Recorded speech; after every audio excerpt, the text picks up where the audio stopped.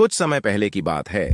Princess Sonia को उनकी दोस्त लाइटी विच ने 3 बेहद ही सुंदर, कीमती और जादुई डायमंड्स गिफ्ट किए थे।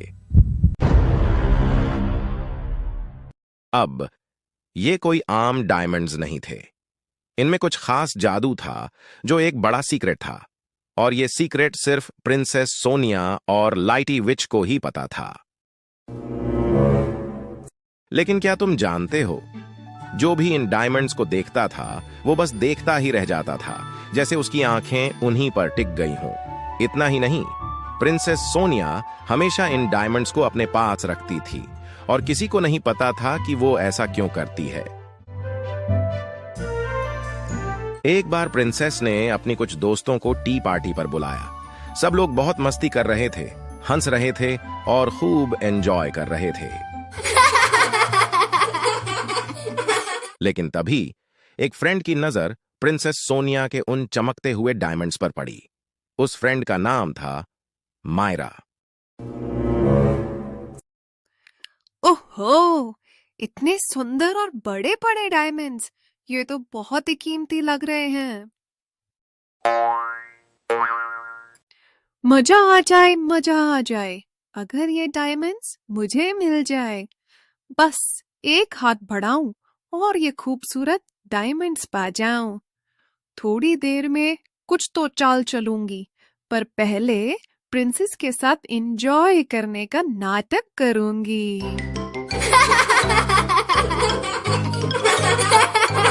सभी गर्ल्स हंस रही थीं, मस्ती कर रही थीं, और किसी को भी शक नहीं हुआ कि मायरा के दिमाग में क्या प्लानिंग चल रही है।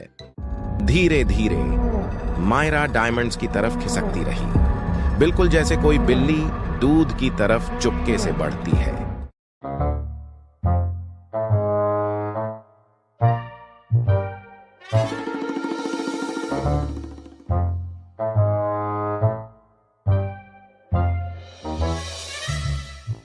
और फिर क्या, उसने धीरे से वो चमकते डायमंड्स उठाए और अपनी ड्रेस में छुपा लिए।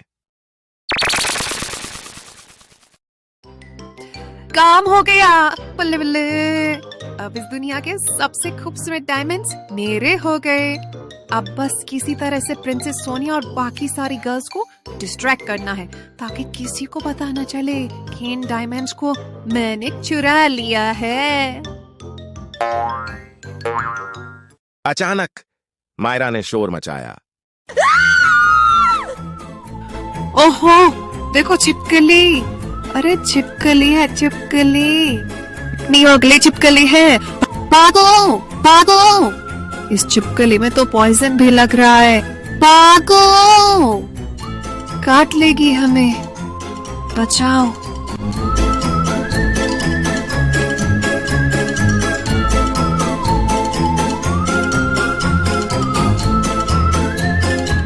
अब छिपकली का नाम सुनते ही सब गर्ल्स घबरा गईं।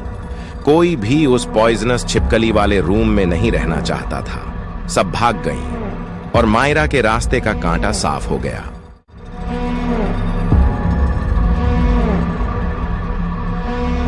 जैसे ही गार्ड्स ने सुना कि कमरे में छिपकली है, वो भागे भागे आए और छिपकली को ढूंढने लगे। हर कोने में, हर अलमारी में, यहां तक कि पर्दे के पीछे भी वो इधर उधर दौड़ रहे थे। अरे भाई, कहीं छिपकली जादू से गायब तो नहीं हो गई? हाँ, शायद वो किसी और कमरे में जाकर सो रही हो। हम तो यूं ही उसके पीछे भाग रहे हैं। अरे यार, हमें तो कुछ भी नहीं मिला। ये छिपकली तो हमें उल्लू बना गई।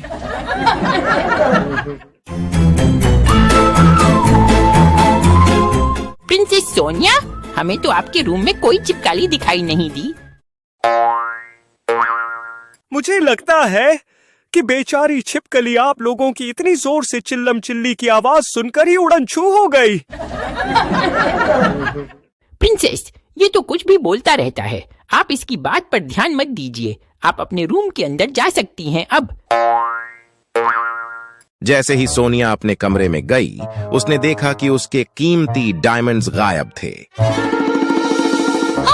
हो, मेरे डायमंड्स यहाँ नहीं हैं। कहाँ गए? ओए, ये तो प्रिंसेस की आवाज है। भाग। क्या छिपकली फिर से आ गई? ये लड़कियों को कितना डर लगता है यार छिपकली से। छोटी सी छिपकली ही तो है, कोई डायनासोर थोड़ी ना है। यार भाई, सच सच बोलूं तो छिपकली से तो मुझे भी बहुत डर लगता है।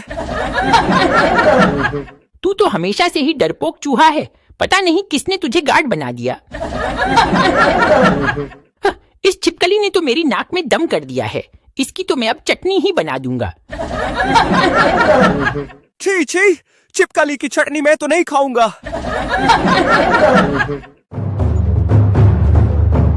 सारे गार्ड्स किंग और क्वीन प्रिंसेस के रूम के अंदर भाग कर आए।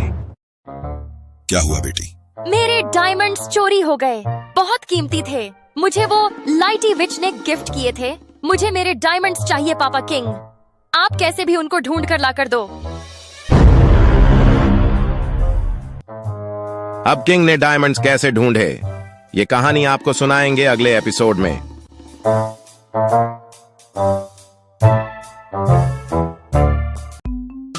Like, share and subscribe.